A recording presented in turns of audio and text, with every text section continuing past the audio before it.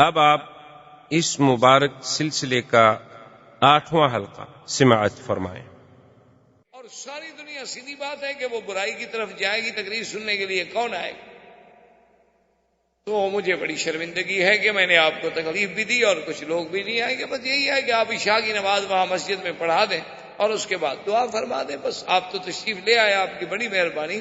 لیکن جب آدمی ہی کوئی نہ ہو تو بندہ آخر تقریر کس کو کرے؟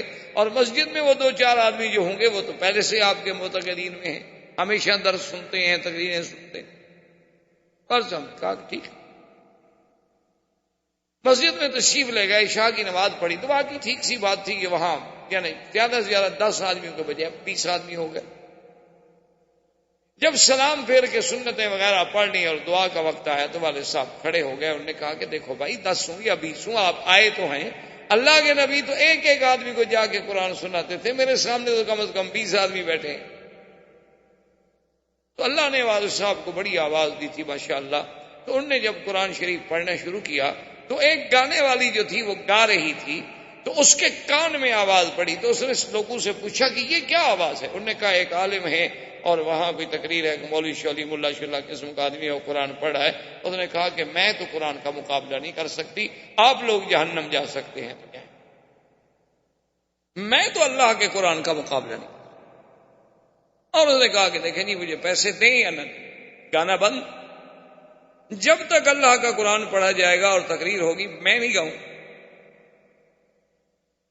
کسی بھی شکل۔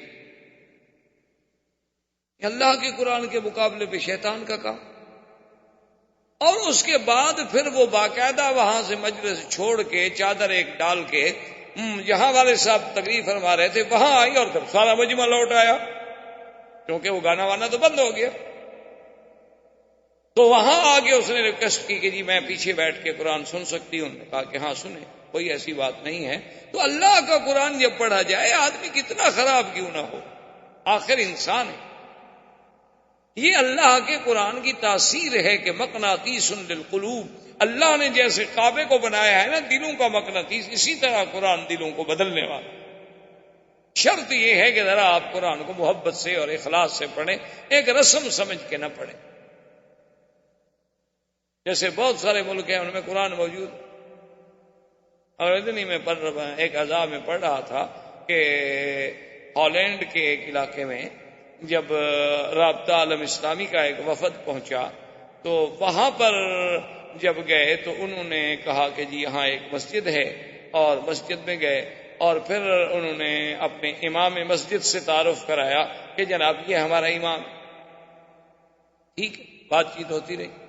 اب اس اثنا میں ظہر کی نماز کا وقت آ گیا تو رابطہ کے وفد والوں نے کہا کہ بھی چونکہ یہاں کا امام مسجد موجود ہے تو آپ صرف یہ نہ سمجھیں کہ چلو بھئی ہم مکہ شریف سے آئے ہیں لہذا ہم نماز پڑھائیں، نہیں، امام مسجد جو ہے وہ حق ہے لہذا وہ نماز پڑھائے۔ اور دوسری بات انہوں نے کہا کہ ہم تو ویسے بھی 2 رکعت پڑھیں، تو اس لیے بہتر ہے کہ مقامی امام نماز پڑھائے۔ تو انہوں نے فرمایا کہ جب اس امام صاحب نے نماز پڑھنی شروع کی تو اب جناب اللہ اکبر کر کے وہ سبحانک اللہم بھی زور سے پڑھ رہا ہے، اور اس کے بعد سورۃ فاتحہ بھی ظہر کی نماز میں، اور اس کے بعد قل اللہ احد بھی زور سے، پھر رکوع میں سبحان رب العظیم بھی زور زور سے، سمع اللہ زور سے، اسی طرح، اور 2 رکعتیں پڑھا کے سلام پھیر دیا۔ ہم نے کہا خدا کے بندے تم نے 2 رکعتیں کیسے پڑھائی؟ اس نے کہا ہم تو بات یہ ہے کہ ایک دفعہ میں گیا تھا فلاں جگہ تو وہاں عربوں کا ایک بہت بڑا اجتماع تھا تو انہوں نے ظہر میں 2 رکعتیں پڑھی تھی، حالانکہ وہ جمعہ کا دن تھا، اور شریف آدمی نے جمعہ پڑھا تھا نا، جمعہ اور ظہر میں فرق نہیں کر سکا۔ اور آپ بھی تو کہہ رہے تھے کہ ہم نے 2 پڑھنی ہے، تو میں نے کہا پھر آپ نے جب 2 پڑھنی ہے میں بھی آپ کو 2 پڑھا دوں۔ تو جب ہم نے قرآن کو یوں سمجھا ہوا، اچھا انہوں نے کہا کہ جناب اس کے بعد پھر ہم بلقیق کے ایک شہر میں گئے تو ان سے جب ہم نے پوچھا کہ بھی آپ کا جمعہ کیسے پڑھاتے ہیں، کون پڑھاتے ہیں؟ انہوں نے کہا جی ہم زیادہ جھگڑے میں نہیں پڑھتے، ہم تو مہینے کا فرسٹ سنڈے جو آتا ہے اسی دن جمعہ پڑھ لیں، ہر مہینے میں 1 جمعہ پڑھتے، اور وہ بھی کب پڑھتے ہیں جب پہلا سنڈے ہوتا ہے، تاکہ نہ ڈیٹ تبدیل ہوتی ہے نہ لوگوں کو آنے میں تکلیف ہوتی ہے نہ وقت تبدیل ہوتا ہے، اس میں 1 مہینے میں ہم 1 دفعہ جمعہ پڑھ لیتے ہیں۔ اور کیوں بھائی؟ انہوں نے کہا بس ہم نے یہی سنا ہے کہ اسلام میں جمعہ ہے، بس تم نے کہا مہینے میں تو ہم بھی پڑھ لیتے ہیں ایک دم۔ جب یہ عالم ہو دین کا کہ لم یبق من الاسلام الا اسمہ ولا من القرآن الا رسمہ، کہ اسلام کا صرف نام باقی رہ جائے گا اور قرآن بھی صرف کتابوں میں اور صفوں میں لکھا ہوا رہ جائے گا، بڑے بڑے قیمتی کاغذوں میں ہوگا، سونے کے پانی سے لکھائی ہوگی، لیکن عمل کرنے والا کوئی نہیں۔ لیکن قرآن اگر صحیح معنی میں سنا جائے، صحیح معنی میں پڑھا جائے، تو یہ کیسے ہو سکتا ہے کہ پھر انقلاب نہ آئے؟ یہاں تک پہنچے وبکا عمر رضی اللہ تعالی عنہ، حضرت عمر روتا، اور اس کے فوراً بعد پوچھا کہ یا فاطمہ ایک کام کرو، خباب سے کہو یا سعید سے کہو کہ دلونی الی رسول اللہ، مجھے محمد عربی صلی اللہ علیہ وسلم کے ٹھکانے پہ لے جائیں اور مجھے بتائیں کہ اس وقت حضور کہاں ہوں گے۔ تو خباب کہتے ہیں کہ میں نے کہا کہ حضور اس وقت دار ارقم میں ہوں گے۔ تو اس نے کہا کہ اس وقت گرمی کا ٹائم ہے، کیا یہ حضور مل لیں گے؟ انہوں نے کہا کہ ایسی بات نہیں ہے، وہ کوئی دنیا کا بادشاہ نہیں، وہ قبیلے کا سردار نہیں، وہ تو رحمت دو جہاں ہے، وہ تو اللہ کا بھیجا ہوا نبی ہے، اللہ کا بھیجا ہوا بشیر و نذیر ہے، وہ تو انتظار میں ہے کہ آنے والا میرے پاس کب آتا۔ فجاء عمر، حضرت عمر آئے، دروازے کو ناک کیا، اب اندر سے جھریوں سے دیکھا، صحابہ نے جو اندر موجود تھے ان میں سیدنا حمزہ رضی اللہ تعالیٰ عنہ بھی موجود۔ انہوں نے جب دیکھا تو آپ حضرت عمر اتنی دیر میں لباس تو بدل نہیں سکتے تھے، لباس تو وہی تھا، وہی آپ نے جو جنگ کے لیے تیاری کی ہوئی تھی، باقاعدہ ہتھیار سجائے ہوئے ہیں، اور جناب کمان پیچھے لٹک رہی ہے اور تیروں کی تھیلیاں لٹک رہی ہیں اور تلوار ایک لٹک رہی ہے اور ایک ہاتھ میں ہے، اور جناب اسی عالم میں ہیں۔ تو انہوں نے کہا کہ یا رسول اللہ، عمر دروازے پہ آیا ہے لیکن اس کی نیت اچھی نہیں معلوم ہوتی، کیوں اگر وہ ملنے کے لیے آتا یا اچھی نیت کے ساتھ آتا تو کبھی پھر تلواریں اٹھا کے تو نہ آتا۔ جو آدمی ملنے کے لیے آتا ہے وہ تلواریں لے کے تو نہیں۔ حضرت حمزہ رضی اللہ تعالی عنہ اسد اللہ و اسد رسول، ام رسول اللہ، میرے مدنی کے چچا ہیں جن کا لقب ہے اللہ کے شیر، اللہ کے رسول کے شیر۔ حضرت حمزہ عین شباب ہے، بچپن ہے، ابھی ابھی گویا یوں سمجھے جیسے ہم کہتے ہیں نا مسیں بھیگ رہی ہیں، ابھی ابھی بال نکل رہے ہیں۔ حضرت حمزہ نے کہا کیا کہہ رہے ہیں، کیا بات کر رہے ہیں؟ کھول دو دروازہ، آنے دو عمر کو۔ اگر عمر کی نیت ٹھیک ہے، اگر عمر کسی صحیح ارادے سے آیا ہے تو ہم اپنی آنکھیں بچھانے کے لیے تیار ہیں، اور اگر عمر کی نیت خراب ہے اور اس نے میرے مدنی سرکار کو تکلیف دینے کی کوئی بات سوچی ہے تو خدا کی قسم ہے تم گواہ ہو جاؤ کہ تلوار بھی عمر کی ہوگی اور گردن بھی عمر کی۔ کوئی اکیلا مکے میں عمر بہادر پیدا ہوا؟ کھول دو دروازہ، آنے دو عمر کو، دیکھتے ہیں کیا کر۔ دروازہ کھولا، عمر تو پہلے بیٹھ چکے تھے، نظریں جھکی ہوئی ہیں، حضور کے سامنے آئے۔ ایک روایت میں آتا ہے فجذبہ بثوبہ، حضور پاک نے کپڑے سے پکڑ کے جھٹکا دیا، فرمایا ابھی تک وہ وقت نہیں آیا عمر، ما آنا وقت اسلام کا یا عمر، کیا ابھی تمہارا وقت نہیں آیا کہ تم اسلام لے آؤ؟ کیا ابھی وقت نہیں آیا کہ تم ایک خدا کی توحید کو سمجھو؟ کیا ابھی وقت نہیں آیا کہ تم بتوں کی عبادت سے باہر نکلو؟ کیا ابھی وقت نہیں آیا کہ تم محمد مدنی کی رسالت کا اقرار کرو؟ عمر کیا ہے؟ ابھی حضور کہہ رہے ہیں، انہوں نے کہا اشہد اللہ الہ الا اللہ واشہد ان محمد رسول اللہ، فکبر رسول اللہ فکبر اصحابہ۔ جب حضرت عمر نے کہا اشہد ان محمد رسول اللہ، حضور اتنی خوشی فرمایا اللہ اکبر، سب صحابہ نے اللہ اکبر کے نعرے بلند، تکبیر کی دھوم ہو گئی، حضرت عمر مسلمان ہو گئے رضی اللہ تعالی عنہ۔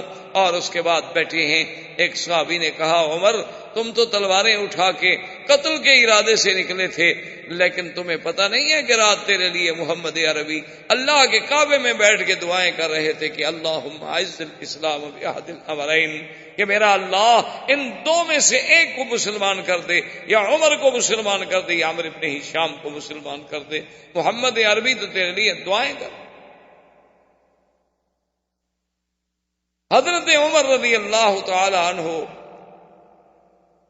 کہ اسلام سے اتنی خوشی ہوئی صحابہ کو، اتنی خوشی ہوئی صحابہ کو کہ جس کا کوئی تصور نہیں ہو، اور بلکہ ایک روایت میں ہے کہ جبریل اور انہوں نے آ کے کہا کہ یا محمد آج تو آسمانوں پر اللہ کے فرشتے بھی خوشی کر کہ اسلم عمر مسلمان ہو۔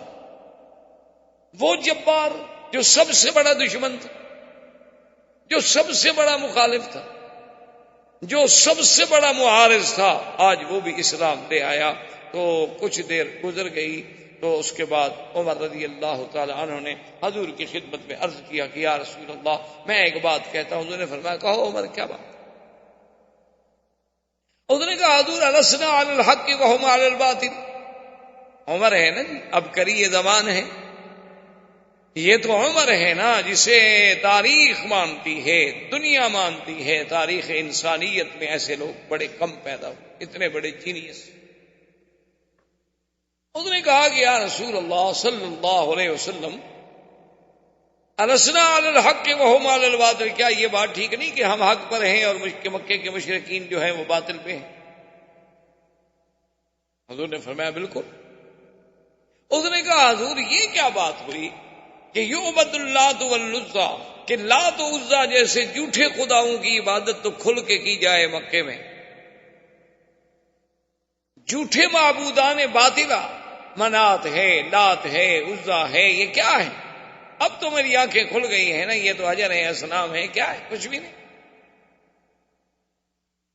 ان کی عبادت جو ہے یعبد اللات والعزیٰ فی المسجد، مسجد الحرام میں لات و عزیٰ کی عبادت تو کھل کے کی جائے، اور ہم سچے خدا کی عبادت جو ہے وہ کبھی مکانوں کے اندر، کبھی دار ارقم میں، کبھی بیت ام ہانی میں چھپ چھپ کے کریں یا رسول اللہ، یہ میری غیرت گوارا نہیں کرتی۔ کم از کم ہم 40 مسلمان ہیں، آپ حکم دیں صحابہ کو، آپ آگے چلیں، مسلمان آپ کے پیچھے چلیں، ایک طرف عمر ہوگا، ایک طرف حمزہ ہوگا۔ آج ہم دیکھتے ہیں کہ کون قریش ہم کو روکے۔ آج بھی مہربانی کریں، ہمیں ایک دفعہ تو کھل کے عبادت کر رہے تھے۔ حضور صلی اللہ علیہ وسلم راضی ہو گئے۔ تو اب اس منظر پہ یعنی آپ غور کریں کہ آج وہ دعوت سری جو تھی عمر کے آنے سے، ذرا اپنا دعوت بعثت کے بعد اللہ کے نبی کی جو دعوت تھی، توحید کی دعوت، آج اس کا رنگ بدلا کہ وہ اندر سے باہر آ گئی۔ پہلے دعوت ہوتی تھی لیکن علیحدہ گھروں میں چپکے سے۔ آگے حضور صلی اللہ علیہ وسلم ہیں اور پیچھے 40 صحابہ ہیں، دائیں آپ کے سیدنا حمزہ ہیں، بائیں حضرت عمر ہیں، اور سب صحابہ جو ہیں، ایک حدیث میں آتا ہے، ایک روایت میں آتا ہے کہ بس تھوڑے تھوڑے وقفے سے یہ کہہ رہے ہیں کہ لا الہ الا اللہ اللہ اکبر، لا الہ الا اللہ اللہ اکبر، یہ کہتے ہوئے بڑھ رہے ہیں۔ اسی پہ اقبال نے کہا تھا نا، اگرچہ بت ہیں جماعت کی آستینوں میں، مجھے ہے حکم اذان لا الہ الا اللہ۔ حضرت عمر ساتھ ہیں، اور قریش کو پتہ چلا، انہوں نے کہا کہ اسلم عمر مسلمان ہو گیا۔ اب قریش بھاگ کے آ رہے ہیں، روسائے قریش ہے، ابی جہل ہے، ابی لہب ہے، عتبہ ہے، عتیبہ ہے، شیبہ ہے، ربیعہ ہے، ولید ابن المغیرہ ہے، عقبۃ ابن ابی معیط ہے، امیہ ابن خلف ہے، ابی ابن خلف ہے، بڑے بڑے روسائے قریش، بڑے بڑے سادات قریش ہیں۔ ان کو جب پتہ لگا تو گھروں سے نکل آئے، آگے دیکھا، اور پھر جناب اس زمانے میں جب 40 آدمی اللہ کا نام لینے والے ہوں، ہماری طرح تو نہیں نام لیتے تھے،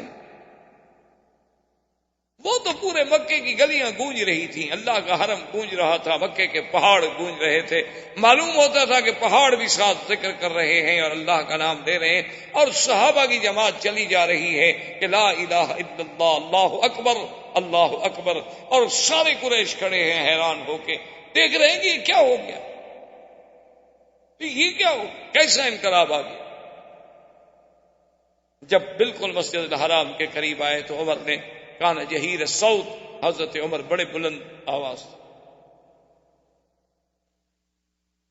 بڑا اللہ نے انہیں یعنی جبروت، طاقت، قوت، صلاحیتوں سے نوازا تھا، اتنی آواز میں شدت تھی کہ کبھی اگر بعض مورخین تو ایسا بھی لکھتے ہیں کہ عمر کبھی اگر غصے میں آ کے دھاڑ دیتے تھے تو عورتوں کے حمل گر جاتے تھے، لیکن یہ بات ہمیں کسی حدیث میں نہیں۔ بہرحال اتنا کوئی شک نہیں کہ بلند آواز۔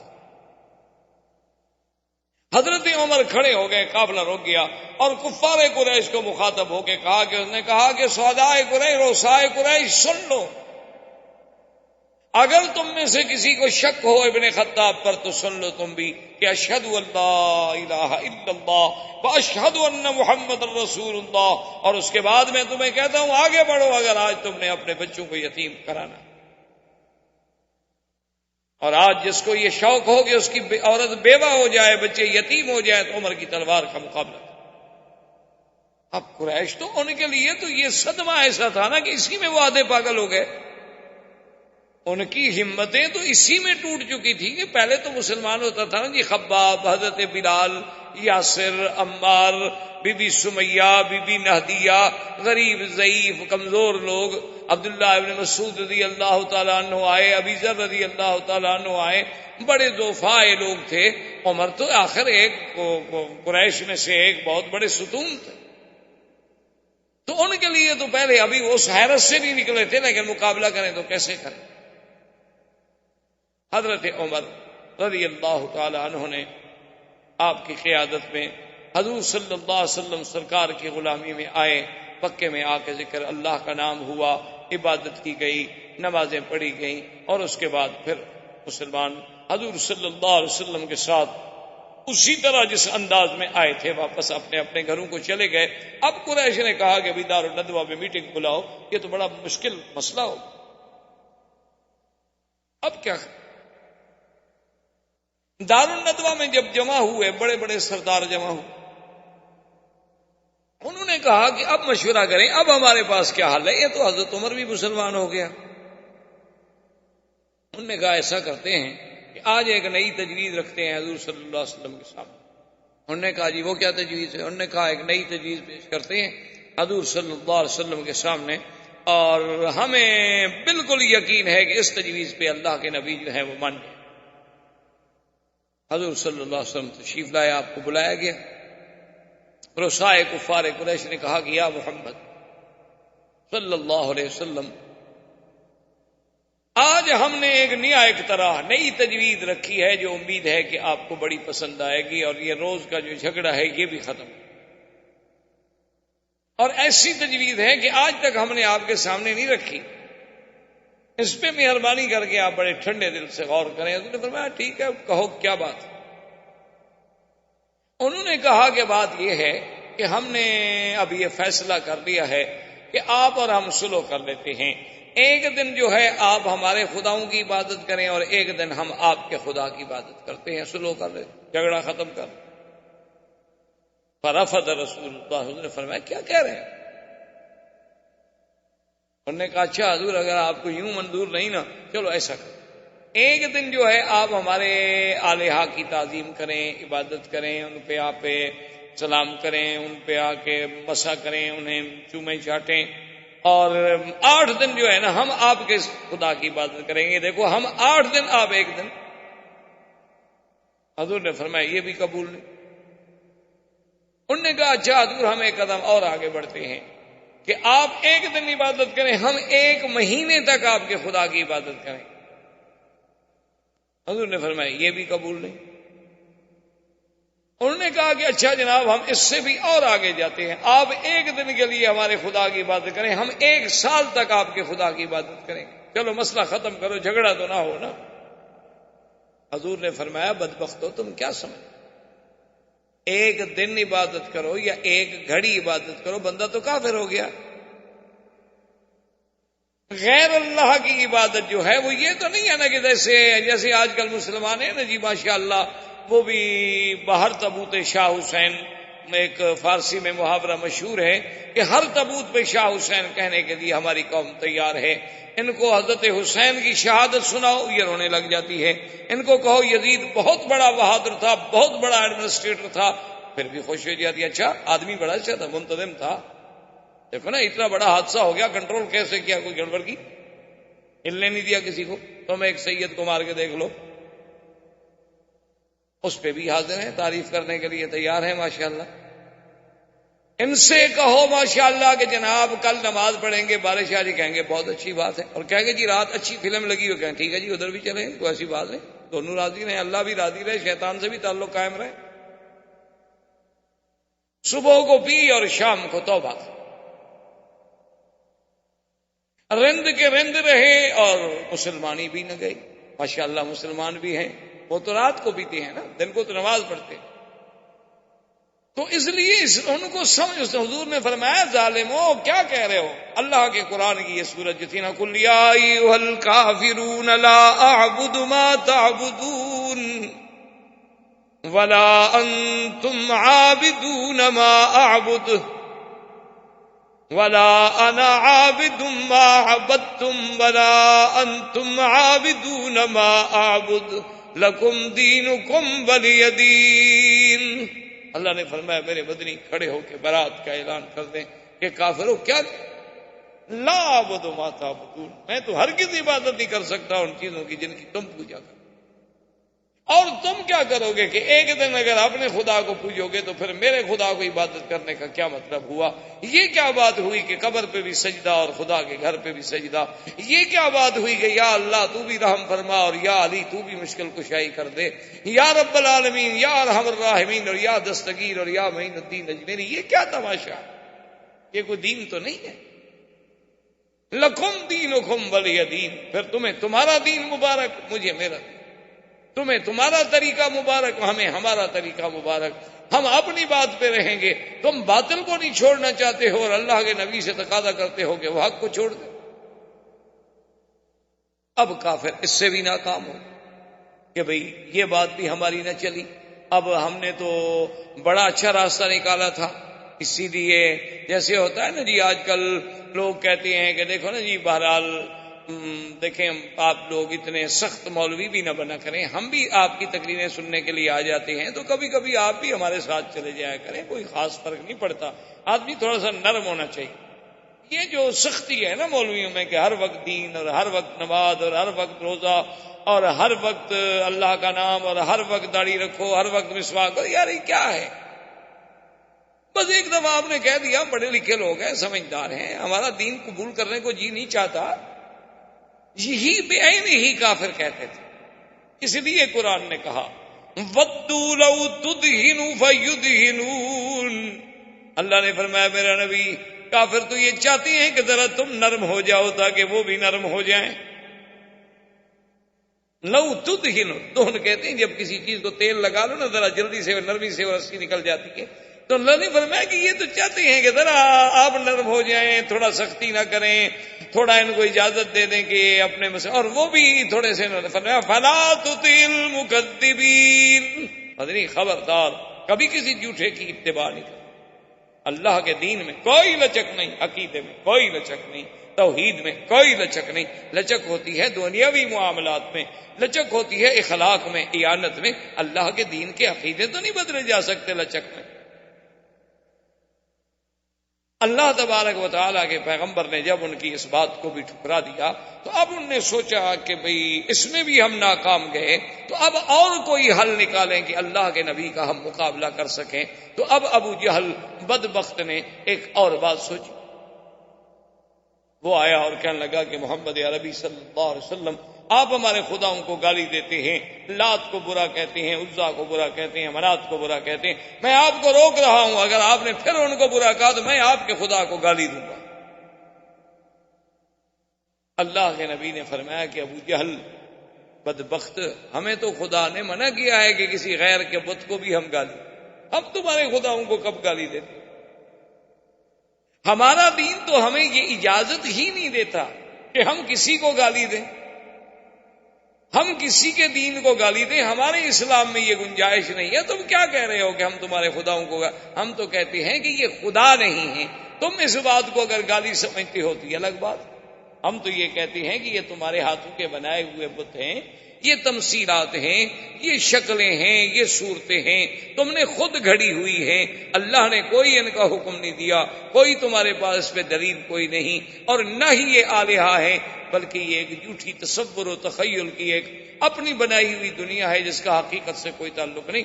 ہم تو تمہیں یہ بات کہتے ہیں، اسی کو تم گالی سن۔ انہوں نے کہا بہرحال کچھ ہو، میں یہ اب برداشت نہیں کروں گا کہ کوئی ہمارے خداؤں کی بے عزتی۔ اب بات اور تقابل میں آ گئے۔ اللہ تبارک و تعالیٰ کے نبی، اللہ تبارک و تعالیٰ کے نبی پر ایمان لانے والے وہ اپنی بات پہ جمے ہوئے ہیں، اور کفر نت نئے بہانے سوچ رہا ہے کہ کس طرح مسلمانوں کو اپنے اسلام سے ہٹایا جائے۔ اللہ تبارک و تعالیٰ آپ کو مجھے اسلام پہ قائم و دائم رکھیں۔ وما علینا الا البلاغ، اللہم سلمنا ولا تسلمنا، وامنحنا ولا تمتحنا، اللہم اکرمنا ولا تہنا، اللہم زدنا ولا تنقصنا، اللہم اعطنا ولا تحرمنا، اللہم آسرنا ولا تؤثر علینا، اللہم اجعلنا فی زمانک و امانک و احسانک، صلی اللہ تعالی علی خیر خلقہ سیدنا محمد وعلی آلہ وصحبہ اجمعین۔ الحمد للہ رب العالمین، والصلاة والسلام على اشرف الانبیاء وسید المرسلین، سیدنا محمد وعلى آلہ واصحابہ اجمعین۔ برادران اسلام، محترم بھائیوں، عزیز بچوں، الحمدللہ کئی دنوں سے ہم نے اپنے دروس کا سلسلہ جو ہے وہ سیرت نبی پاک، سیرت رسول پاک صلی اللہ علیہ وسلم کا آغاز کیا ہوا ہے۔ حضور صلی اللہ علیہ وسلم کی سیرت طیبہ تو اتنی عظیم ہے، اتنی جامع ہے، اور اس قدر اس میں واقعات ہیں کہ اگر کوئی انسان، بلکہ تمام انسان بھی مل کر کوشش کریں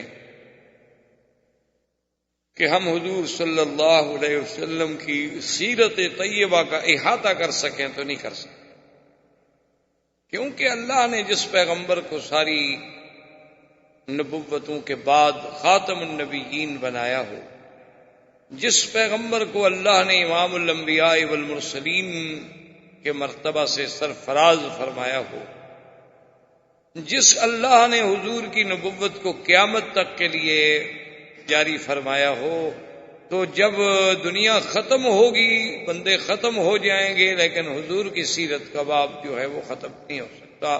یہ تو ہماری سعادت ہوتی ہے کہ ہم بھی اس میں شریک ہو جائیں، کچھ بیان کر کے، کچھ بیان سن کے۔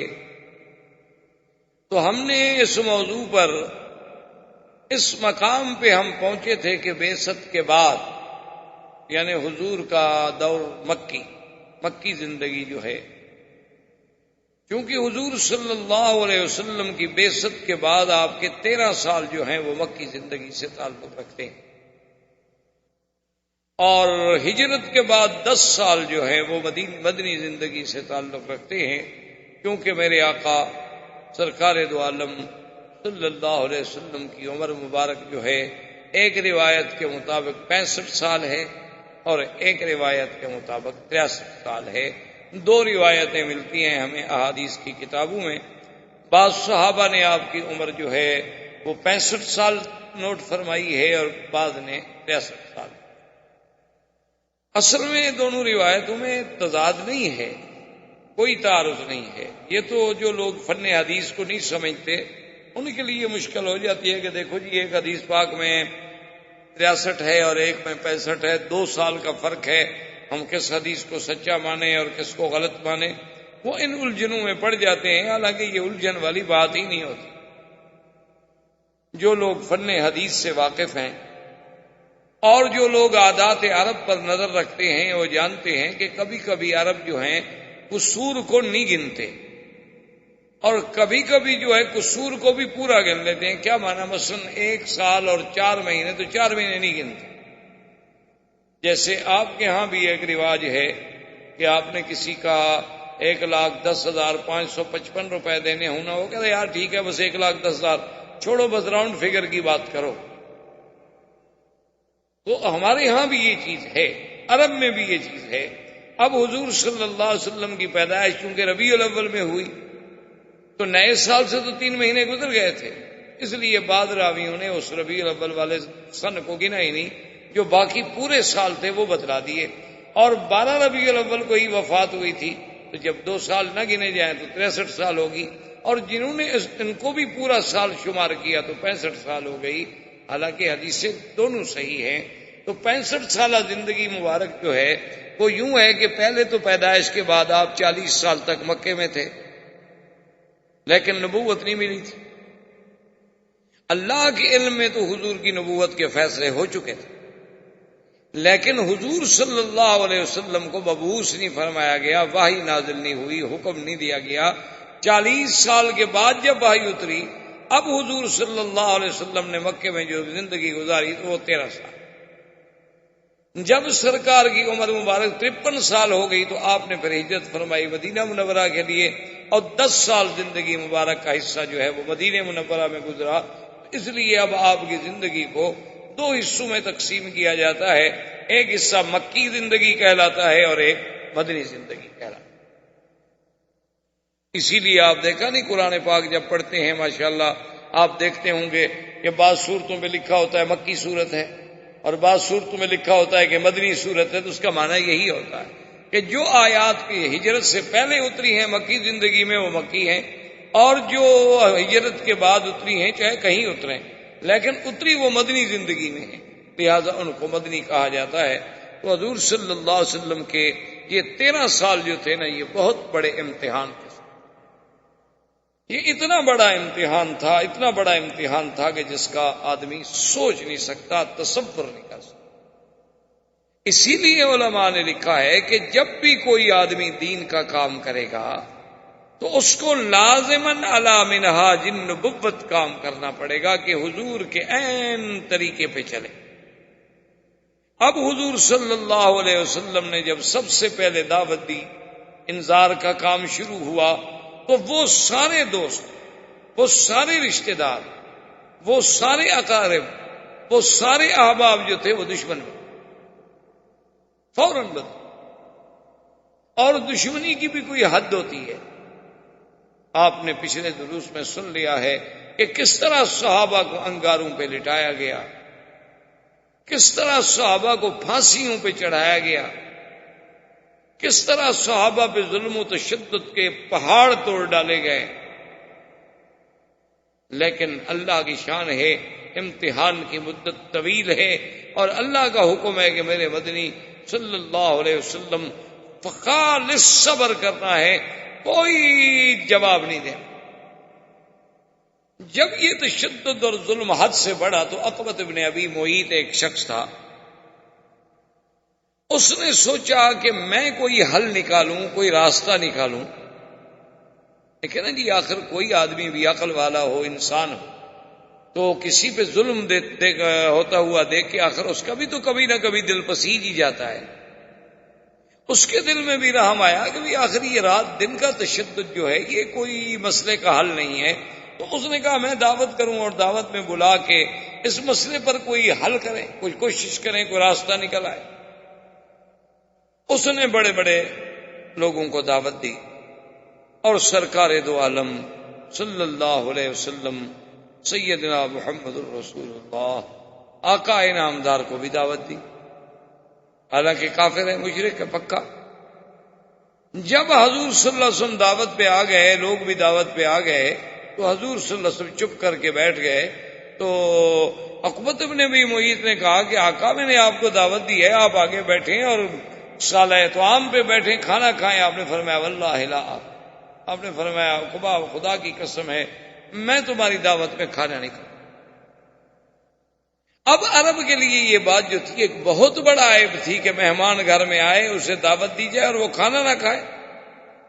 یہ بہت بڑی بات تھی.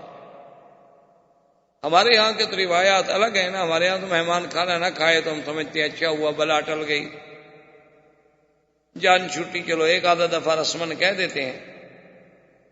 حالانکہ عرب روایات اس کے بالکل الٹ ہیں۔ اسی لیے آپ نے دیکھا نہیں کہ حضرت سیدنا ابراہیم الخلیل علیہ السلام کے جب مہمان آئے تو فوراً آپ نے بچڑا ذبح کیا، بھونا، اس کو اٹھا کے لائے، بیوی ساتھ ہے، خود ساتھ ہیں، خدمت کے لیے خود کھڑے ہوئے ہیں، اور رکھا وقربہ الیہم فقال الا تاکلون، کہا بھی آؤ کھائے۔ اب وہ چپ کر کے بیٹھے ہوئے ہیں۔ فاوجس منہم خیفۃ، ابراہیم علیہ السلام ڈر گئے، انہوں نے کہا یہ کھانا جو نہیں کھا رہے پر یہ دوست نہیں۔ تو پھر انہوں نے بتایا، انہوں نے کہا ابراہیم الخلیل آپ نہ ڈریں، ہم تو اللہ کے فرشتے ہیں، ہم تو کھاتے ہی نہیں نا، ہم تو کھانے سے پاک ہیں، اور آپ نے تو پوچھا ہی نہیں ہم سے، اور آپ چپ کر کے چلے گئے اور فوراً بچھڑا ذبح کر کے تشریف لے آئے۔ تو اب آپ کو تسلی ہوئی۔ تو کسی کا کھانا نہ کھانا جو ہے یہ کوئی معمولی سی بات نہیں ہوتی، اور یہ بہت بڑی اہانت شمار ہوتی تھی کہ میں نے دعوت کی ہے اور مہمان کھانا نہیں کھاتا۔ تو عقبۃ ابن ابی معیط نے جب بڑی منتیں کی، بڑا اصرار کیا، اپنی سر توڑ کوشش کی، آخر اس نے کہا کہ یا رسول اللہ صلی اللہ علیہ وسلم اس کا کوئی حل ہے؟ حضور نے فرمایا بالکل حل موجود ہے۔ اس نے کہا کیا؟ فرمایا حتی تسلم، فرمایا عقبہ اگر تم کلمہ پڑھ لو، مسلمان ہو جاؤ تو پھر میں کھانا کھاؤں۔ اللہ کے نبی کی شان ہے نا کہ وہ مشرک کا کھانا نہیں کھانا۔ اب اس نے دیکھا کہ میں کیا کروں، حالانکہ اس کا کوئی اسلام کا خیال تو نہیں تھا، لیکن اس نے دیکھا کہ بھئی اب میری تو ناک کٹ جائے گی کہ بھئی اس کے کھانے میں مہمان آئے اور کھانا نہیں کھایا۔ اس نے کہا کہ اشہد ان لا الہ الا اللہ واشہد ان محمد رسول اللہ، چلو حضور میں مسلمان ہوتا ہوں، آپ کھانا کھائیں۔ آپ نے کہا ٹھیک ہے، اب میں کھانا کھاتا ہوں۔ جب حضور صلی اللہ علیہ وسلم کھانا تناول فرما کے واپس تشریف لے گئے تو قریش کے لوگ تو موجود تھے، انہوں نے کہا یہ تم نے کیا کیا؟ کیف اسلمت؟ انہوں نے کہا کمال ہے، بھائی میری عزت کا مسئلہ تھا اور اب میں اسلام لا چکا ہوں۔ لیکن ابی ابن خلف وہ بھی مشرک، اس نے ساتھیوں سے کہا کہ ٹھیک ہے تم بحث نہ کرو، یہ جانے اور میں جانوں۔ اس نے اس سے اتنا مجبور کیا، اتنا مجبور کیا، اتنا مجبور کیا کہ اس نے کہا کہ اچھا ٹھیک ہے میں دین نبی چھوڑنے کے لیے تیار ہوں، بس تم لوگ ایسا نہ ہو کہ ساری برادری مجھ سے ناراض ہو جائے تو میں دین۔ انہوں نے کہا کہ نہیں، ہم اس طرح نہیں مانیں گے، ہم تو تب مانیں گے۔ اس بدبخت نے کہا نعوذ باللہ کہ تم جا کر حضور صلی اللہ علیہ وسلم کو سامنے کھڑے ہو کے کہو کہ میں نے اسلام کو چھوڑ دیا ہے اور نعوذ باللہ حضور کی طرف تھوک کے آؤ۔ تو یہ وہ عقبۃ ابن ابی معیط ہے، یعنی آپ اندازہ کریں کہ اللہ کا نبی بیٹھا ہو حرم میں اور ایک آدمی آ کے تھوک دے، حضور کے دل پہ کیا گزری۔ آج تو آپ تھوڑا سا بھی دین کا کام کریں، تھوڑی سی آپ کسی کو دین کی بات کریں، وہ ناراض ہو جائے تو آپ کہتے ہیں دیکھو جی میری بےزتی ہو گئی، ٹھیک ہے چھوڑو یار آئندہ ہم نہیں کریں گے، ہمیں کیا پڑی ہے کہ ہم خام خواہ اپنی بےزتی کراتے رہیں۔ لیکن اللہ کے نبی کا مقام دیکھیں اور اس کے ساتھ دشمن کا انتقام دیکھیں کہ وہ بدبخت آتا ہے، سامنے کھڑے ہوتا ہے اور تھوکتا ہے اور چلا جاتا ہے۔ اسی کے بارے میں قرآن پاک میں آیا کہ ابی ابن خلف جب مرا اور اللہ کا عذاب اس پہ شروع ہوا تو قرآن نے اس آیت میں اشارہ کیا ہے یا ویلتا لیتنی لم اتخذ، یا ویلتا لیتنی لم اتخذ فلانا خلیلا لقد اضلنی عن الذکر بعد اذ جاءنی وَكَانَ الشَّيْطَانُ لِلْإِنسَانِ خَذُولًا، کہ وہ حسرت کرے گا، تندم کرے گا اور کہے گا ہائے کاش اس بندے کو میں دوست نہ بناتا، اس کی بات میں نہ مانتا، میں اسلام کو نہ چھوڑتا، میں حق کی صداقت کو قبول کرنے کے بعد راستے سے نہ ہٹتا، لیکن اسی شخص نے مجھے بہکایا، اسی نے مجھے بھٹکایا اور اسی نے مجھے صراط مستقیم سے علیحدہ کر دیا۔ اور شیطان تو چاہتا یہی ہے کہ انسان کو ذلیل ذلت میں ڈالے۔ ان تمام واقعات کے بعد قریش نے ایک اور مشورہ کیا، انہوں نے کہا کہ یہ ہے کہ حضور صلی اللہ علیہ وسلم کے گھر کے قریب دیکھو بھی کس کس کے گھر ہیں۔ تو ابی لہب کا گھر بالکل قریب تھا، اسی طرح اور کفار قریش کے کچھ لوگ تھے جن کا گھر جو ہے حضور صلی اللہ علیہ وسلم کے گھر کے بالکل قریب تھا، تو ان بدبختوں نے یہ طے کر لیا کہ اپنے گھر کا کوڑا کرکٹ گندگی جتنی ہے نا سب جا کے حضور کے گھر کے آگے ڈال دیا کرو روزانہ۔ اب اس زمانے میں یہ تو تھا نہیں کہ بلدیہ کی گاڑیاں آئیں گی، ملازم آئیں گے، وہ جھاڑو لگائیں گے، صفائی کریں گے، یہ تو کوئی دور ہی نہیں تھا۔ ہر آدمی کو اپنے گھر کی صفائی کرنی پڑتی تھی، اور اگر کوئی بڑا آدمی ہوا تو اس نے ذاتی نوکر رکھ لیے، اور حضور صلی اللہ علیہ وسلم کے پاس تو نوکر تھا کوئی نہیں۔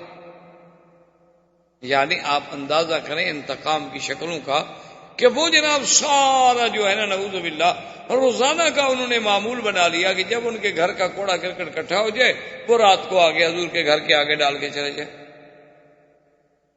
اب ایک آدمی کے گھر کا کوڑا کرکٹ بھی ہٹانا مشکل ہوتا ہے، جبکہ 10 گھروں کا نعوذ باللہ روز ڈال دیا جائے تو کیا عالم ہوگا۔ اور پتہ ہے حضور روایات میں آتا ہے صرف اتنی فرماتے، جب کھڑے ہوتے فرماتے اہذا حق الجوار، بس، اور صرف اتنی بات حضور فرماتے کہ کیا ہمسایہ گیری کا یہی حق ہے جو تم کر رہے ہو؟ چلو تمہیں میری نبوت پر ایمان نہیں، تمہیں میری رسالت پر ایمان نہیں، لیکن ہمسایہ گیری کے بھی تو کچھ اصول ہے نا۔ اور اسلام نے تو ہمسائے کو اتنا بڑا مقام دیا ہے، اتنا بڑا مقام دیا ہے کہ صحیح حدیثوں میں موجود ہے کہ حضور نے فرمایا جبریل یوصینی فی الجار فخفت ان یورثہ، کہ اللہ تبارک و تعالی نے بار بار جبریل کو بھیجا کہ ہمسائے کے حقوق کا خیال کرو، ہمسائے کے حقوق کا خیال کرو۔ حضور نے فرمایا میں تو ڈر گیا کہ کہیں پتہ نہیں اللہ تبارک و تعالی ہمسائے کو بھی میراث میں حقدار بنائیں گے کہ جیسے بیٹے بیٹیوں کو حصہ دیتے ہو ہمسائے کو بھی حصہ دو، یعنی اتنا بڑا حق ہے۔ اور عرب کا ایک محاورہ بھی ہے کہ الجار جار ولو جار، کہ جار جو ہے ہمسایہ ہمیشہ ہمسایہ ہی ہوتا ہے، چاہے وہ ظالم بھی کیوں نہ ہو، چاہے ظلم بھی کیوں نہ کرے، آخر ہمسایہ۔ اور حق الجوار جو ہے یہ تو بڑی مشہور سی بات، تو حضور صرف اتنی بات فرماتے اہذا حق الجوار، مکے والوں یہی ہمسایہ گیری کا حق ہے جو تم کر رہے۔ لیکن انہوں نے کہاں باز آنا تھا جی، وہ تو دشمن تھے، ان کا تو پروگرام ہی یہی تھا کہ حضور صلی اللہ علیہ وسلم کو اتنا ستایا جائے، اتنا تنگ کر دیا جائے کہ اللہ کا نبی جو ہے دعوت توحید کی تبلیغ سے باز آ جائے۔ ایک دن ابو جہل بدبخت نے ایک اور تجویز سوچ لی، اس نے سب قریش کے سردار بیٹھے ہوئے تھے، اس نے کہا بھی بات سنو، یہ گھر کے آگے ہم نے گندگی ڈالی ہے، سب کچھ کیا ہے، راستے میں بھی کوڑا کرکٹ ڈالا ہے، کبھی کبھی حضور پہ بھی پھینک دیتے تھے بدبخت، لیکن اس سے بھی تو حضور کی دعوت میں کوئی کمی نہیں آئی، تو اب ایسا کریں کہ جب حضور اللہ کے گھر میں عبادت کر رہے ہوں نا تو اسی قسم کی کوئی کوڑا کرکٹ جو ہے حضور کی نماز کی حالت میں حضور کے اوپر ڈالا جائے۔ چلو بھی جتنے آدمی بیٹھے تھے نے کہا بتاؤ کون ایسا کرے گا؟ تو یہ عقبۃ ابن ابی معیط اس نے کہا کہ میں کروں۔ یہ اسی انتظار میں تھا کہ ایک دن کچھ لوگ آئے، انہوں نے آ کر ایک اونٹ ذبح کیا، ان کی عادت تھی نا کہ بتوں کے آستان پہ آ کے اونٹ چڑھاتے تھے اور دمبے اور جانور ذبح کرتے تھے۔ انہوں نے جب اونٹ کو ذبح کیا تو زمزم کے اس طرف حضور صلی اللہ علیہ وسلم بھی عبادت میں نماز میں مشغول تھے، اور آپ زیادہ تر نماز پڑھتے تھے ما بین الرکنین، حجر اسود اور رکن یمانی کے درمیان، زیادہ حضور یہاں بیٹھ کے نفل پڑھتے، نماز پڑھتے۔ اور وجہ علماء نے یہ بھی لکھی ہے کہ یہاں سے جب آپ یوں کھڑے ہوتے مسجد اقصیٰ کی طرف رخ کرتے تو یہ کعبہ بھی تو درمیان میں آ جاتا تھا، نماز اسی کی طرف پڑھتے تھے، لیکن کھڑے ایسی جگہ ہوتے کہ یہ کعبۃ اللہ جو ہے یہ بھی درمیان میں رہے۔ تو سرکار دو عالم صلی اللہ علیہ وسلم نماز پڑھ رہے تھے کہ انہوں نے اونٹ ذبح کیا، اور اس کا اندر کی جو آنتیں اور امعاء اور اندر کی جو اس کا سارا یعنی گندگی کا بھرا ہوا مجموعہ تھا، اس عقبۃ ابن ابی معیط بدبخت نے وہ وہاں سے اٹھایا، فجعل علی راسہ، سرکار دو عالم کے سر مبارک پہ حضور سجدے میں ہیں اور سر پہ رکھے، اور حضور کی زبان پہ جاری ہے سبحان ربی الاعلی،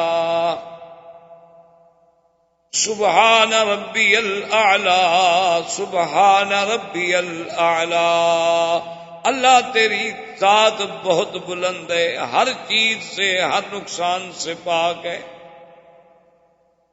حضور صلی اللہ علیہ وسلم اسی سجدے کی حالت میں، تاریخوں میں آتا ہے، روایات میں آتا ہے کہ جب قریش نے دیکھا فضحکوا ضحکا، اتنا ہنسے کہ ایک دوسرے پہ گر رہے ہیں اور ٹوٹ پڑ رہے ہیں، وہ دیکھو جی، وہ دیکھو جی اللہ کے نبی، دیکھو دیکھو کیسے عبادت کر رہا ہے، کہ دیکھو جی اونٹ اوپر ہے اور اللہ کا نبی نیچے ہے، اور سارے چہرے پہ خون ہے اور ساری اس کی گندگی ہے، اور کافر خوش ہو رہے ہیں۔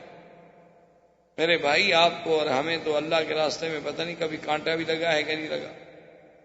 آپ کو اور ہمیں اللہ کے دین کی تبلیغ میں کبھی کسی نے کوئی بات بھی کہی ہے کہ نہیں کہی، بلکہ آج کل تو ماشاءاللہ مولوی صاحبان کو دعوتیں ہوتی ہیں، بڑے بڑے کھانے ہوتے ہیں، پھر سواریاں آتی ہیں، اس کے بعد جناب اہتمام ہوتے ہیں، آرام ہوتے ہیں، تو یہ، لیکن اللہ کے نبی کی دعوت کا انداز دیکھیں کہ ذرا آنکھیں بند کر کے تصور تو کریں کہ عالم کیا ہوگا۔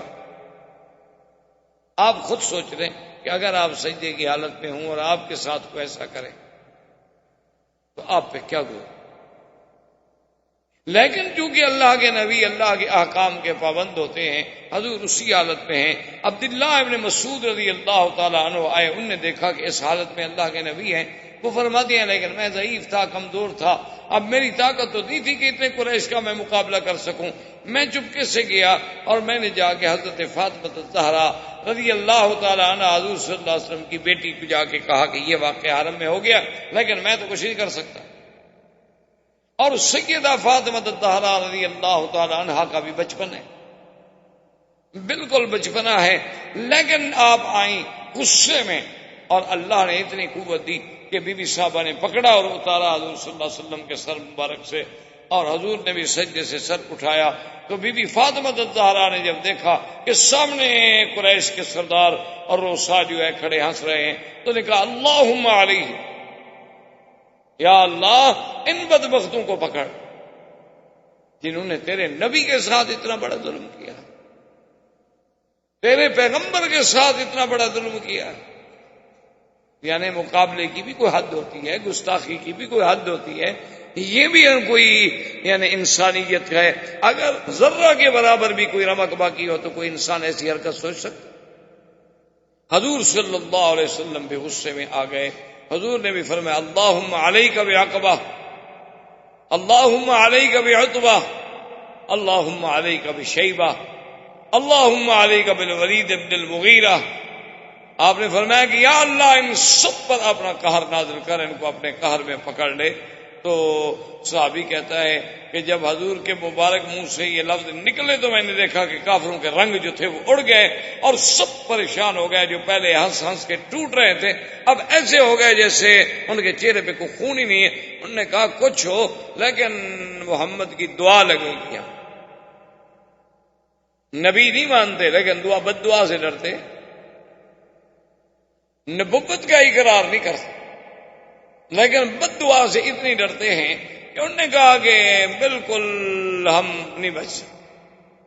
اب انہوں نے بالکل خائف بھی ہوئے، چپ بھی کر گئے۔ حضور صلی اللہ علیہ وسلم نے اس کے علاوہ کوئی بات نہ کی۔ آخر کافروں سے کچھ نہیں کہا، چپ کر کے آپ گھر تشریف لے گئے اور اسی طرح اپنی عبادات میں مستمر رہے، یعنی جو عبادت کا، دعوت کا، تبلیغ کا سلسلہ تھا وہ جاری۔ ابو جہل نے اب پھر ایک دفعہ دار الندوہ میں سارے قریش کو جمع کیا۔ اس نے کہا کہ بھی ہماری تو کوئی ترکیب جو ہے وہ کارگر نہیں ہو رہی۔ اور خدا کی شان دیکھو کہ اسی اثنا میں ایک عجیب حادثہ ہوا کہ جو مسلمان ہجرت کر کے تشریف لے گئے تھے نا حبشہ کی طرف، جن کے بارے میں آپ پہلے پڑھ چکے ہیں، اب ان کا عدد جو تھا تقریباً 83 پر پہنچ چکا تھا۔ 80 اور 3 آدمی جو تھے وہ بیوی بچوں کے ساتھ حبشہ میں دن گزار رہے تھے، اور ماشاءاللہ وہاں کا بادشاہ اچھا تھا، کسی پہ ظلم و ستم کرتا نہیں تھا، ان کی زندگی بڑی اچھی گزر رہی تھی۔ لیکن ان کو اطلاع ملی کہ بھئی مکے کے قریش جو ہیں وہ تو مسلمان ہو گئے۔ وہ صحابہ بڑے خوش ہوئے، انہوں نے کہا بھی جب ہماری قوم مسلمان ہو گئی، قریشی مسلمان ہو گئے، تو اب ہم حبشے میں کیوں مہاجروں والی زندگی گزاریں، چلو واپس اپنے ملک میں چلتے ہیں۔ حالانکہ اس کی وجہ کیا تھی یاد رکھیں کہ سورۃ النجم جب اتری اور حضور صلی اللہ علیہ وسلم نے تلاوت کی، اس میں بھی دو روایت ہیں۔ ایک روایت مبارک میں تو یہ آتا ہے کہ حضور جب سورۃ النجم پڑھ رہے تھے تو شیطان نے ان کے دل و دماغ میں یہ جملے بھی ڈال دیے کہ تلک الغرانی کلا ان شفاعتہن ترتجا۔ تو نے کہا کہ اچھا آج تو حضور ہمارے بتوں کی بھی تعریف کر رہے ہیں، تو اب جب حضور سیدھے میں گئے تو کافر بھی سیدھے میں چلے گئے۔ ایک روایت یہ بھی ہے، اور ایک روایت میں اس قصے کا کوئی ذکر نہیں، بلکہ یہ ہے کہ جب حضور نے سورۃ النجم پڑھی، اللہ کا قرآن اور زبان محمد مصطفیٰ صلی اللہ علیہ وسلم، آپ جب اس آیت پہ آخر میں پہنچے کہ هذا نذير من النذر الأولى أزفت الآزفة ليس لها من دون الله كاشفة۔ اللہ تبارک و تعالیٰ کے نبی کو اللہ نے جب وحی بھیجی تو اس میں تھا آزفت الآزفہ، قریب آ گئی، وہ قریب آنے والی یعنی قیامت، اور یہ اللہ تبارک و تعالیٰ کی طرف سے نذیر ہے، ڈرانا ہے، اور قیامت کو کوئی روک نہیں سکتا۔ اور تمہارا حالت یہ ہے کہ أفمن هذا الحديث تعجبون وتضحكون ولا تبكون وأنتم سامدون فاسجدوا لله واعبدوا۔ اللہ نے حکم دیا کہ یہ کیسے لوگ ہیں جو قرآن افمن ھذا الحدیث تعجبون، اللہ کے قرآن سے تم تعجب میں آتے ہو کہ یہ کیسا کلام، اللہ کا قرآن سن کیسے لوگ، اور اللہ کا قرآن اور نبی کی باتیں سن کے تم ہنستے ہو۔ حالانکہ چاہیے تو یہ تھا کہ تمہارے اندر کوئی جذبہ پیدا ہوتا، تمہارے اندر خوف پیدا ہوتا، خشیت پیدا ہوتی، تم ڈرتے، تم اللہ کے ذکر سے روتے۔ اللہ والے تو اللہ کا قرآن سن کر ان کی تو ہچکیاں بن جاتی تھیں، اور کبھی کبھی یہ بھی ہوتا تھا، حدیثوں میں موجود ہے کہ کبھی کبھی ایسی آیت بھی اتری ہے کہ حضرت عمر ایک آیت سن کے بیمار ہو جاتے تھے، بستر سے اٹھ نہیں سکتے تھے، لوگ آتے تھے عیادت کرنے کے لیے کہ کیا حال ہے، خیریت ہے؟ لیکن اللہ نے فرمایا تم کیسے لو کہ تم بیٹھے ہو اور ہنستے ہو؟ تو جب اللہ کا حکم آیا کہ فَاسْجُدُوا لِلَّهِ وَاعْبُدُوا فَسَجَدَ رَسُولُ اللَّهِ، حدیث میں آتا ہے کہ حضور سجدے میں گر گئے، مسلمان بھی سجدے میں گر گئے، اور کافروں پر بھی قرآن کا اتنا اثر ہوا کہ وہ کچھ نہ سمجھے لیکن وہ بھی سجدے میں گر گئے۔ قرآن کا ایک اثر، کیسے اثر؟ ہمیں کچھ دوستوں نے سنایا کہ ایک دفعہ، پہلی دفعہ جب قاری عبد الباسط، اب تو وہ بھی فوت ہو گئے، اللہ ان کی قبر پہ رحمتیں فرمائے، وہ جب پاکستان میں تشریف لائے تو ایک علاقے میں انہیں دعوت دی گئی تلاوت قرآن کے لیے، اور وہ جب آتے تھے تو بڑے بڑے اجتماع ہوتے تھے، لاکھوں کے قرآن سننے کے لیے لوگ آتے تھے، بڑے بڑے قاریوں کے اجتماع ہوتے تھے، اور ایک عجیب منظر ہوتا تھا کہ رات کا سما ہے اور اللہ کے قرآن کی تلاوت ہو رہی ہے، اور پوری دنیا سے، ملک سے چنے ہوئے قاری آ رہے ہیں، اور ہر قاری کا پھر اپنا ایک انداز۔ تو وہاں پر ایک رافضی تھا، ایک شیعہ تھا، جو اس علاقے کا بہت بڑا سردار بھی تھا، اور اس علاقے کا وہ ایک سیاسی لیڈر بھی تھا، اور اس علاقے میں صوبائی وزیر کے لیول کا بھی آدمی تھا، عہدے کا۔ تو وہ نہ آیا دعوت، تو اس سے جا کے ایک وفد ملا، انہوں نے کہا کہ جناب آپ کیا کر رہے ہیں، چلو تقریریں ہوں، جلسے ہوں تو پھر بھی ہے، وہ اصل میں تھا رافضی شیعہ تھا، تو پھر تو چلو تو آپ نہ جائیں گے، چلو بھی اہل سنت کا جلسہ ہے، ممکن ہے ہمارے بارے میں کوئی سخت لفظ کہیں گے، اور یہاں تو کوئی مقصد ہی نہیں، یہاں تو صرف تلاوت قرآن ہوگی، اور کوئی اردو کا، کوئی اپنی زبان کا، کوئی تقریر کا تو ایک لفظ بھی نہیں ہوگا۔ اس نے کہا کہ بھائی ٹھیک ہے، لیکن سنیوں کا پروگرام ہے، اور پھر ہم قرآن سمجھتے نہیں ہیں، ہمیں عربی تو آتی نہیں، وہ سیاسی آدمی تھا نا، اس نے بہانہ بنایا، انہوں نے کہا ہم تو قرآن سمجھتے نہیں، تو بغیر سمجھے ہوئے سننے کا کیا فائدہ جب آدمی سمجھ نہ سکے؟ انہوں نے کہا جی بغیر سمجھنے کے بھی اللہ پاک ثواب تو دیتے ہیں۔ مجبور کیا لے آئے،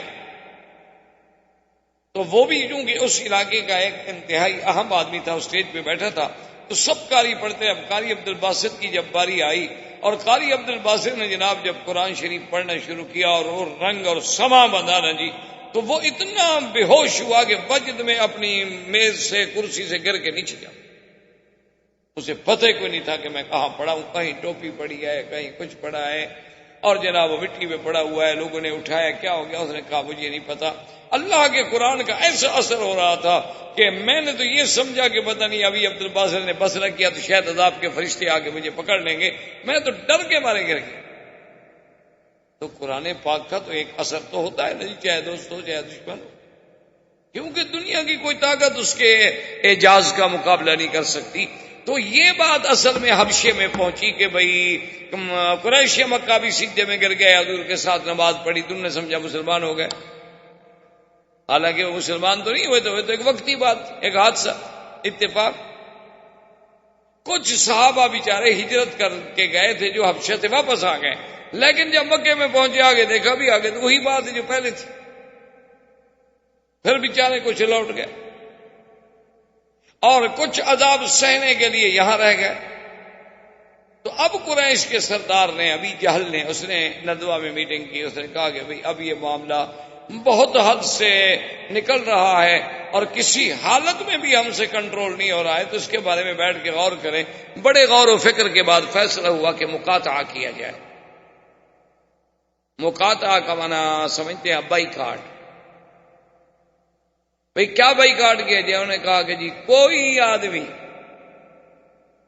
محمد رسول اللہ صلی اللہ علیہ وسلم کے خاندان بنو ہاشم سے کوئی آدمی بھی لین دین نہ کرے، کوئی آدمی بنی ہاشم جو ہیں بنی ہاشم کے پاس نہ جائے، کوئی آدمی بھی بنو ہاشم کو اعانت نہ کرے، اور لا یتزوجہم ولا یزوجہم، نہ تو ان سے شادی کرے اور نہ ان کو کوئی رشتہ دے. بنو ہاشم کے ساتھ بالکل مقاطعہ، پکا مقاطعہ کر دیا جائے. انہوں نے کہا جی کیوں؟ انہوں نے کہا اب اس کے علاوہ حل کوئی. اب جب مقاطعہ شروع ہوا حضور صلی اللہ علیہ وسلم سے تو ابی طالب کو بھی غصہ آیا. ابی طالب نے بنو عبد المطلب، بنی عبد مناف، بنو ہاشم کو بلا کے میٹنگ کی. اس نے کہا کہ دیکھو مکے والوں نے بیکاٹ کر دیا ہے محمد رسول اللہ صلی اللہ علیہ وسلم خاندان سے، تو بتاؤ تم ساتھ دو گے؟ انہوں نے کہا نہیں ہم تو ساتھ دیں گے. ٹھیک ہے چلو، اب مسلمان نہیں تھے سارے. انہوں نے کہا مسلمان ہوں نہ ہوں، لیکن یہ تو ہم نہیں برداشت کر سکتے کہ اللہ کے نبی محمد رسول اللہ اور بنی ہاشم کو بھوکا مار دیا جائے. ہم تو ان کا ساتھ. جب ابو جہل کو پتہ چلا کہ بھی بنی عبد مناف، بنی ہاشم، بنی عبد المطلب یہ سب کے سب محمد عربی صلی اللہ علیہ وسلم کا ساتھ دینے کے لیے کھڑے ہیں، تو اس نے پھر میٹنگ کال کر لی. اس نے کہا بات سنو، اب ہمارا ان سب سے مقاطعہ ہے، ان تمام سے ہمارا مقاطعہ ہے. اور انہوں نے کہا ایسے بات نہیں چلے گی، بلکہ فقط ابو صحیفۃ فعلقوها فی داخل الکعبۃ المشرفہ، ایک صحیفے پر انہوں نے شرط لکھ لی کہ بھی بنی ہاشم، بنی عبد مناف، بنی عبد المطلب، ان کے ساتھ ملنا ملانا، کھانا پینا، بیچنا لینا دینا، نکاح رشتہ سب بند. اور یہ معاہدہ لکھنے کے بعد کعبہ شریف کے اندر اس کو لٹکا دیا. ان کی عادت تھی کہ کوئی اگر اہم قسم کا کوئی معاہدہ ہوتا تو یہ اس کو کعبۃ اللہ میں لٹکا دے. اب جناب مقاطعہ شروع ہوا تو ابی طالب نے بھی سوچا کہ بھئی یہ مکے میں تو اتنی پابندیاں ہیں، اس کا ہم کب تک مقابلہ کریں گے؟ تو یہ لوگ مکے سے اٹھ کے باہر وادی میں چلے گئے، جس کا نام شیب ابی طالب پڑ گیا. ابھی بھی ایک علاقے کو شیب ابی طالب کہا جاتا ہے، لیکن علماء تاریخ نے لکھا ہے کہ وہ یہ جگہ نہیں تھی، بلکہ وہ تو بہت مکہ سے کچھ بہت دور تھی. یہ بھی ابی طالب کا چونکہ جگہ تھی، اس لیے یہ بھی شیب ابی طالب کہلاتا.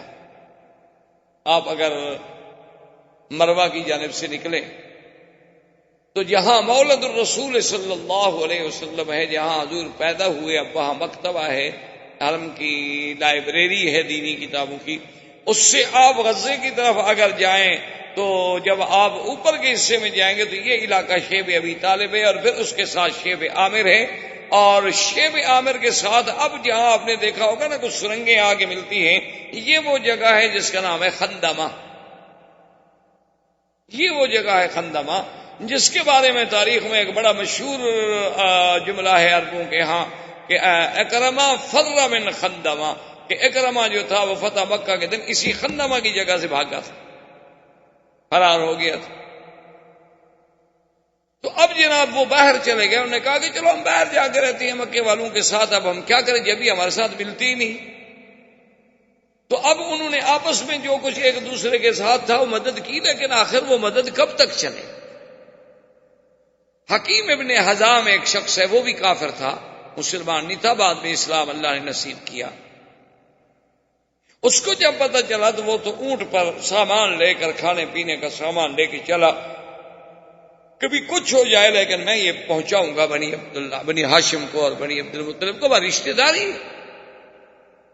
تو جب وہ حکیم ابن حزام آیا مکہ کے قریب تو ابھی جہل راستے میں مل گیا بدبخت، اس نے کہا الی این یا ابی حکیم ابن حزام، فقال ھذا شانی، انہوں نے کہا کہاں جا رہے ہیں؟ کہا میری مرضی،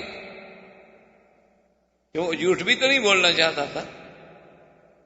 اس نے کہا ہاں مجھے پتا ہے کہ تم یہ بنی ہاشم کی مدد کے لیے جا رہے ہو، تمہاری رشتہ داری ہے نا بنی عبد المطلب کے ساتھ، تو آج تمہارا دل بھی پسیج گیا۔ اس نے کہا چھوڑو، میں جہاں بھی جا رہا ہوں میری مرضی۔ اس نے کہا کہ نہیں، یہ نہیں ہو سکتا، میں تمہیں نہیں چھوڑ سکتا کہ تم جا کے میرے دشمنوں کو کھانے پہنچاؤ۔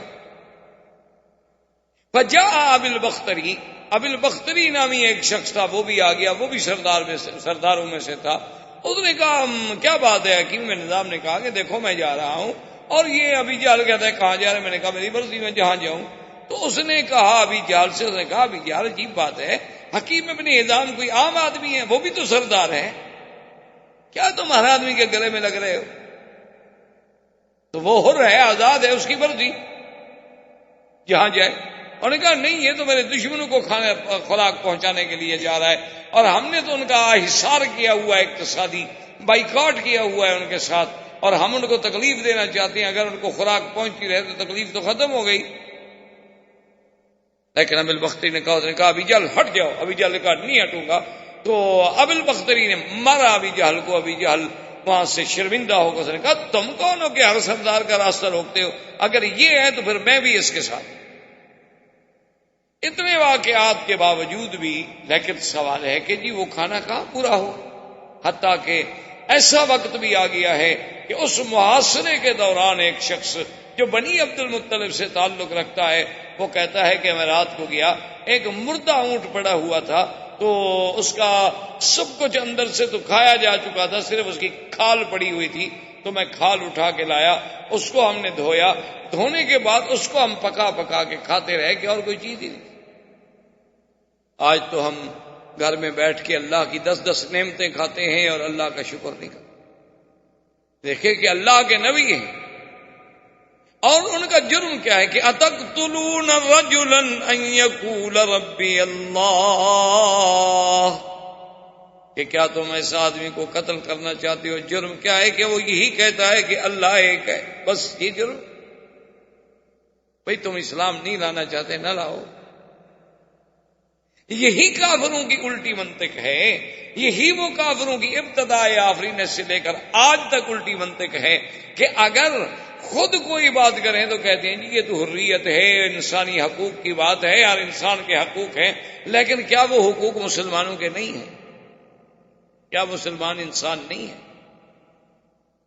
اگر حقوق انسانی کے تم اتنے بڑے علمبردار ہو تو جہاں 50 لاکھ مسلمان شہید ہوتا ہے وہاں تمہیں حقوق انسانی نظر نہیں آتا۔ یہی حال اس وقت بھی تھا کہ ابو جہل اور تمام کافر، ابی لہب، عتبہ، عتیبہ، شیبہ، ربیعہ، ولید بن المغیرہ، اعداء اسلام، ان کے گھروں میں تو کھانے پک رہے ہیں، اور بنو عبد المطلب کے گھر میں، ابی طالب کے گھر میں، بنی ہاشم کے گھر میں سیدنا محمد الرسول اللہ صلی اللہ علیہ وسلم کے گھر میں فاقہ۔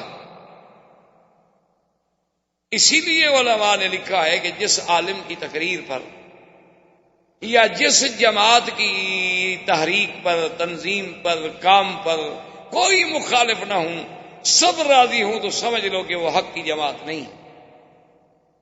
کیونکہ اگر سب راضی ہوتے تو پھر تو حضور پہ راضی ہوتے، حضور سے بڑی شان کس کی ہے؟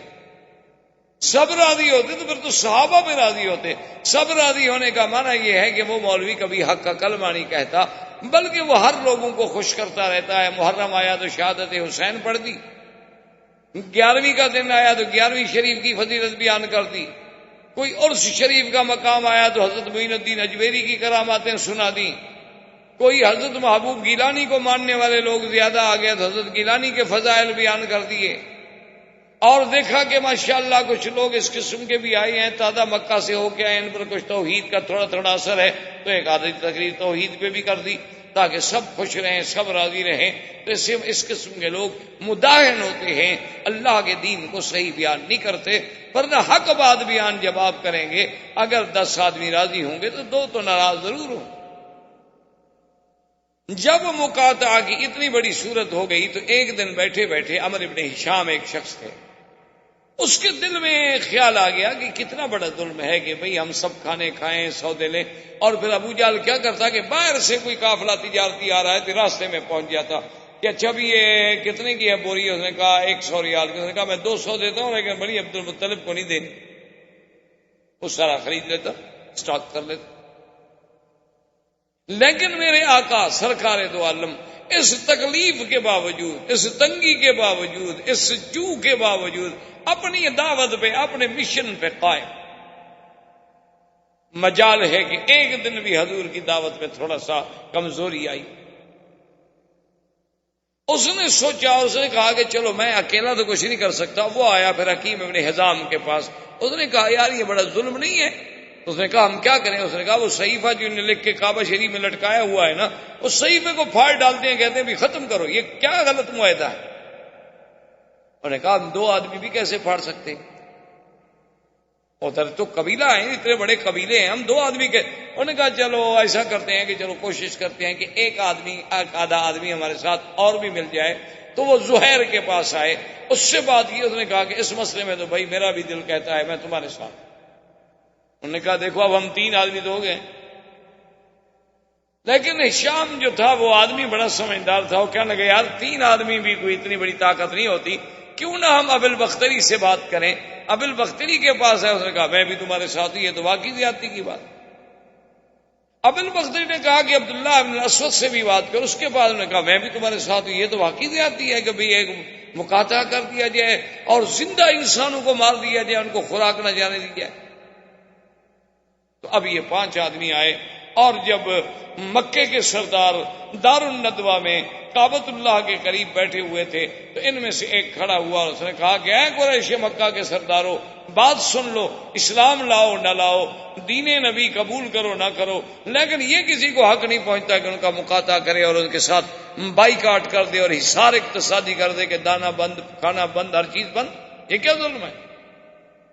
ابو جہل اٹھا، اس نے کہا کیا کہہ رہے ہو؟ اس نے دبانا چاہا، اتنے میں دوسرا کھڑا ہو گیا، اس نے بھی وہی شور کیا. تو ابو جہل کے بھی 1-2 ساتھی کھڑے ہوئے تھے، اس کا تیسرا کھڑا ہو گیا، اس کا ایک اور ساتھی کھڑا ہوا تو ادھر سے ابو البختری کھڑا ہو گیا. جب یہ 5 آدمی کھڑے ہوئے تو اب وہ بھی ڈر گئے کہ آخر بھی یہ بھی تو 5 آدمی ہیں اور یہ بھی تو قبیلے والے ہیں.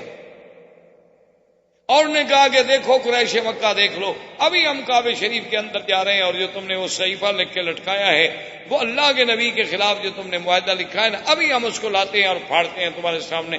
جرأت ہے تو پھر ہمارا بھی مقابلہ کرو. ابو جہل بھی سمجھدار تھا، اس نے سوچا کہ یہ تو مسئلہ بڑھ جائے، یہ تو بائیکاٹ کے بعد جنگ شروع ہو گئی، اور اگر ایسی بات ہو گئی تو حضور صلی اللہ علیہ وسلم کو تو یہ 5 قبیلے مفت میں مل گئے امدادی. تو وہ چپ رہا اور وہ کہتے ہیں کہ جب ہم کعبے کے اندر داخل ہوئے اور اس صحیفے کو اتارا تو کیا دیکھتے ہیں کہ اس کو تو دیمک کھا چکی ہے، صحیفے میں کوئی لفظ ہی باقی نہیں، آخری کونے کاغذ کے باقی ہیں. اللہ کو بھی یہ منظور تھا کہ یہ معاہدہ باقی نہ رہے. اور وہ باہر لے کے آئے، انہوں نے آ کے قریش کو دکھلایا، انہوں نے کہا ظالموں، جو تم نے معاہدہ کیا تھا دیکھو کعبۃ اللہ میں دیمک کیسے آ گئی اور ایک لٹکتی ہوئی چیز کو کیسے اس نے ہضم کر دیا. تو اس کا مطلب یہ ہے کہ وہ رب کعبہ بھی یہ چاہتا ہے کہ یہ ظلم ہے اور ظلم کبھی قائم نہیں رہتا. تو اب وہ مقاطعہ تھوڑا سا ختم ہو گیا. تو حضور صلی اللہ علیہ وسلم نے سوچا، اور اس وقت تک تقریباً 70 آدمی جو تھے وہ اسلام لا چکے. 83 آدمی حبشے میں موجود تھے اور 70 آدمی جو تھے وہ مکے میں موجود تھے جو اسلام لا چکے تھے. بعض لوگ جو تھے وہ کھل کے کہہ دیتے تھے حضرت عمر کی طرح، لیکن اکثر لوگ جو تھے وہ اپنے آپ کو چھپا کے رکھتے تھے، جرأت کے ساتھ کھل کے میدان میں نہیں آتے. ابھی حضور صلی اللہ علیہ وسلم سوچ رہے تھے کہ وہی سال ہے کہ جس میں پھر ابی طالب فوت ہو. اب ابی طالب حضور کا سب سے بڑا معاون، سب سے بڑا خیر خواہ، سب سے بڑا ہمدرد، غم گسار، کے جس نے 3 سال تک شیب ابی طالب میں، گویا کہ قید کی زندگی تھی نا، کہ اسی شیب ابی طالب میں ہی رہنا ہے، اللہ کے نبی کے ساتھ بیٹھا رہا. اور حالانکہ قریش نے اس کے ساتھ تو بائیکاٹ نہیں کیا تھا. اگر وہ وہاں نہ جاتے، حضور کی اعانت نہ کرتے، تو مکے والے تو کچھ نہ کہتے ان کو. لیکن اس نے کہا کہ نہیں، اگر حضور سے بائیکاٹ تو میں بھی حضور کے ساتھ. لیکن خدا کی شان ہے، ہدایت کے دروازے اور ہدایت کے فیصلے میرے اللہ کے ہاتھ میں ہیں، وہ کسی کے ہاتھ میں نہیں ہوتے. کوئی ناز یہ نہ کرے کہ میں سید ہوں، میں عالم ہوں، عالم کا بیٹا ہوں. اللہ چاہے تو کسی جاہل کو بھی ہدایت دے دیں، اور نہ چاہے تو اللہ کے نبی کا چچا ہے ابی طالب، موت قریب ہے اور حضور تشریف لے آئے. حضور نے فرمایا کل کلمۃ احاج بها عند اللہ